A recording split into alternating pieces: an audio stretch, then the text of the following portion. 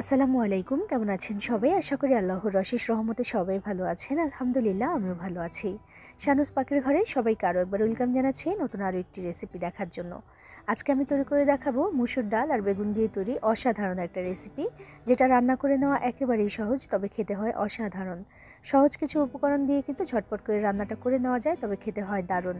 ভাত, রুটি, পরোটা যে কোনো কিছুর সাথে কিন্তু এটা খেতে খুবই ভালো লাগে। তো চলুন আজকে এটা কীভাবে রান্না করেছি দেখে নেওয়া যাক। আর আপনি আমার ভিডিওতে একটা লাইক করে চ্যানেলটি সাবস্ক্রাইব করে পাশেই থাকবেন আশা করছি।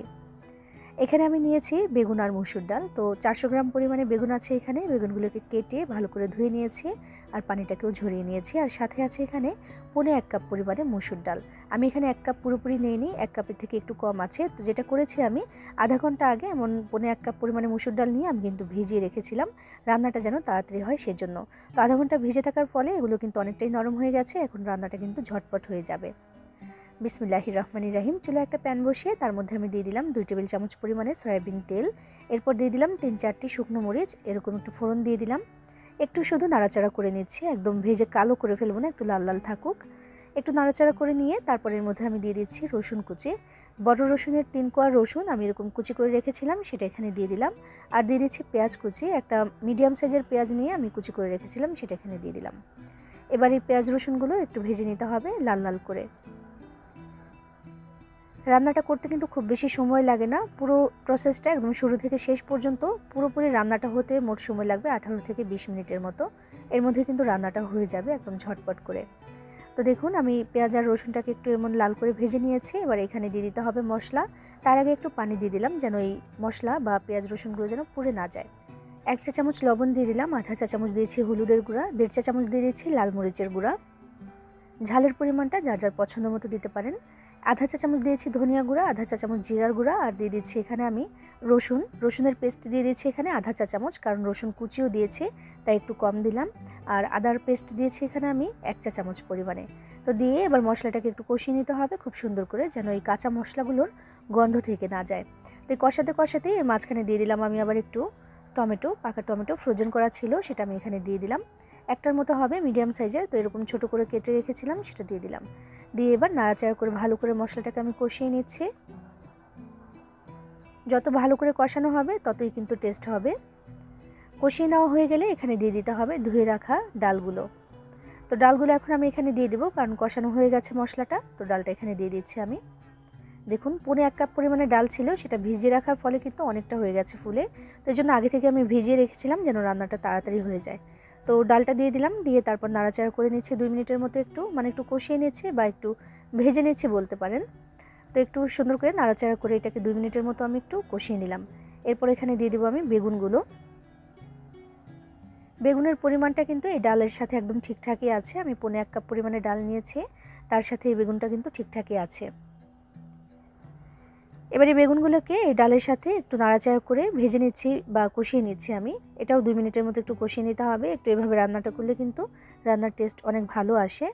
বেগুনটা দিয়ে সরাসরি এখানে পানি দিয়ে দেওয়া যেত, তবে তার থেকে একটু ভালো হবে যদি এভাবে একটু কষিয়ে নিই।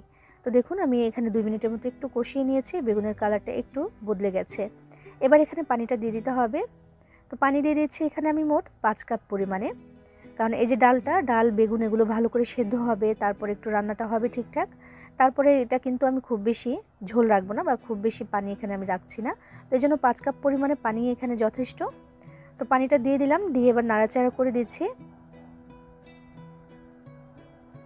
আমাদের এই রান্নাটা কিন্তু অনেকটা মাখো মাখো টাইপের হবে, চচ্চড়িও না, ডালের যে চচ্চড়িটা হয় তার থেকে একটু পাতলা হবে। দেখিয়ে দেবো আমি কেমন করে রান্না করছি। তো আমি ঢাকনা দিয়ে ঢেকে প্রায় 10 মিনিটের জন্য রান্না করেছি অল্প আঁচে, একেবারে অল্প আঁচে কিন্তু রান্নাটা আমি করেছি।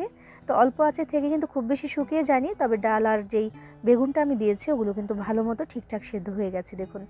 তবে এত পাতলা তো আমি রাখবো না, এই জন্য আরও একটু রান্না করতে হবে।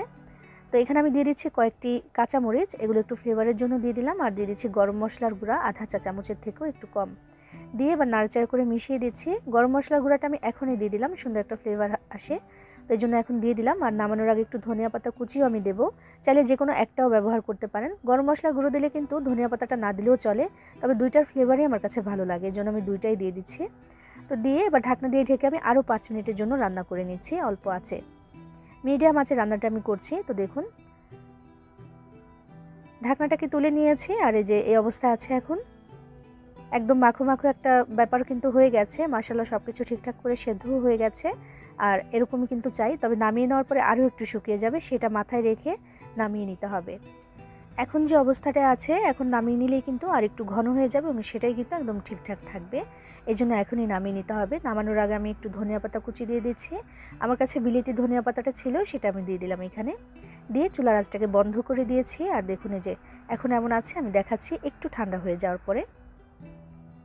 চুলা থেকে নামিয়ে নিয়েছি, বেশ 10 মিনিটের মতো হয়েছে। আর এই যে দেখুন ঘনত্বটা ঠিক এমন হয়েছে। আর এই ডালটা কিন্তু এমনই বেশি ভালো লাগে আমার কাছে খেতে। এর থেকে পাতলাও না, এর থেকে ঘনও না। ঘন হলে কিন্তু চচ্চড়ি হয়ে যাবে। চচ্চড়ির আগ মুহূর্তে যেমন থাকে তেমন আছে এখন দেখুন। এমন হলেই ভালো লাগে। এটা গরম ভাতের সাথেই হোক কিংবা রুটি পরোটার সাথে খেতে কিন্তু দারুণ লাগে। আমাদের বাড়িতে প্রায়ই কিন্তু এটা রান্না হয় সকালের দিকে, বিশেষ করে রুটির সাথে খাওয়ার জন্য।